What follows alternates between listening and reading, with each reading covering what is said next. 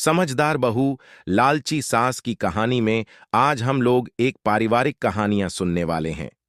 आजकल के पारिवारिक कहानियां में हमें बहुत ज्यादा कुछ सीखने को मिलता है, जिस कारण से बारी बारी कहानियां में और नैतिक कहानियां में बहुत ज्यादा अंतर नहीं पाया जाता है। एक परिवार में एक माँ, बेटा और बहू रहता था। बेटे का नाम राजू था, बहू का नाम नंदनी थी और औरत का नाम रंजू था। सभी लोग एक परिवार में बहुत ज्यादा खुश और मिलजुल कर रहा करता था, क्योंकि बेटे की नई नई शादी हुई थी। जैसा कि आप सभी को पता होगा कि जब नई नई शादी होती है तो उसके घर वाले हैं लड़की को बहुत सारे सामान दिया करते हैं, और ऐसा आज भी चल रहा है कि जब भी शादी होती है किसी लड़की का तो उसके माँ बाप की तरफ से बहुत सारा सामान मिलता है। राजू की शादी अभी हाल फिलहाल में हुआ था।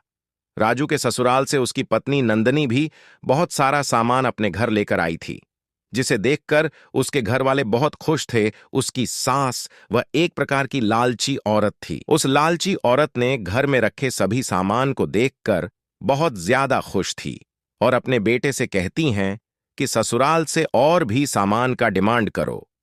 हालांकि राजू इतना ज्यादा लालची नहीं था।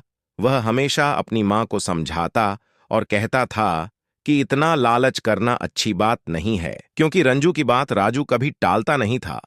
तो वह अपनी बहू नंदनी को हमेशा कहता था कि तुम अपने मायके से यह मंगा लो, वह मंगा लो, और बहुत सारे सामान मांगने का दबाव डालता था। कभी लालच देकर, कभी कुछ मंगवा लिया, कभी कुछ भी मंगवा लिया, कभी नियम और कानून, रसूल और नियम को लेकर बहुत सारे सामान लगाया करते थे। इसी तरह से बहुत दिन तक चलता रहा और रंजू हमेशा अपनी बहू को घर से कुछ न कुछ सामान लाने के लिए कहा करती थी। एक दिन की बात है, नंदिनी गर्भवती हो गई थी और उसका एक बेटा भी हो गया था। बेटा होते ही उसकी माँ, मतलब कि राजू की माँ, कहती है कि बहू, हमारे यहाँ जब किसी का बेटा या बेटी होता है तो वह अपने घर से सोने का चम्मच मंगवाया करती है। यह सब सुनकर बहू को काफी ज्यादा गुस्सा आता था और कहती थी कि ऐसा कुछ भी नहीं होता है, और माँ जी झूठ मूठ को घर से सामान मंगाने के लिए फोर्स करते रहती है।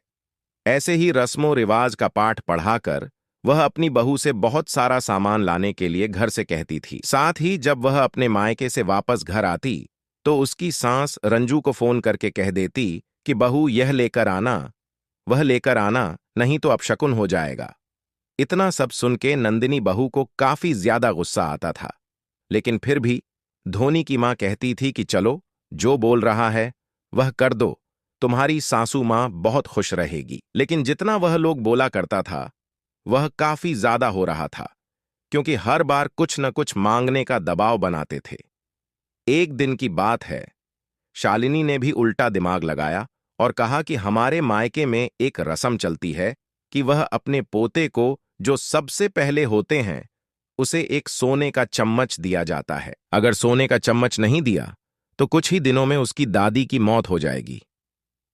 रंजू तो एक बार के लिए लालची औरत थी, लेकिन वह फिर भी अपनी मौत के डर से कुछ न कुछ सोचने लगी थी।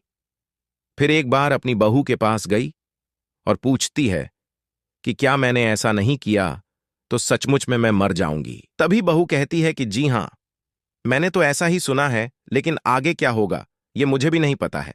लेकिन अपनी मौत की खबर को सुनकर हैरान और काफी ज्यादा उदास हो गई थी और मन ही मन सोचने लगती है, चलो मैं इसे कुछ ना कुछ दे ही देती हूं। फिर वह जाकर अपना पुराना बक्सा खोलती है और उसमें से सोने का एक चम्मच निकालकर अपने पोते को दे देती है। रंजू को भी बात बिल्कुल समझ में आ गई थी कि हमारे बहू ने उल्टा चाल चला है और मुझे ही फंसा दिया है। आगे से रंजू ने फैसला किया कि अब से हम लोग मांगने और मंगवाने वाला कार्य बिल्कुल भी नहीं करेंगे। रंजू मन ही मन अपनी गलती मान ली और उससे तौबा कर लिया। वह कभी भी अपने बहू नंदनी को बिल्कुल भी परेशान नहीं किया करती मायके से सामान लाने के लिए। समझदार बहू, लालची सास की कहानी का निष्कर्ष आज के इस लेख में हम लोगों ने समझदार बहू, लालची सास की कहानी के बारे में पढ़ा है। हम लोगों ने आज के इस लेख को तथा हिंदी कहानियां के रूप में एक अच्छी सी परी वाली कहानी को पढ़ने का सौभाग्य प्राप्त हुआ था।